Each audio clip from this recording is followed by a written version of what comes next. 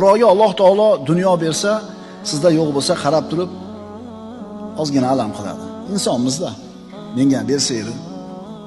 Birovga dunyo berdi, birovga mansab berdi, birovga farzand berdi. Qo'yingki, dunyo matohidan bir narsa bersa va u narsa sizda yo'q bo'lsa, alam qiladi ba'zida.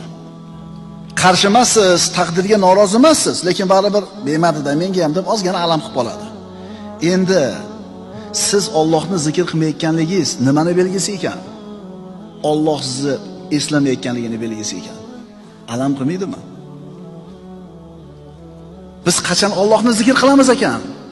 Qachon subhanalloh, qachon astag'firulloh, qachon la ilaha illalloh deymiz ekan? Alloh bizni eslagan bo'lsa.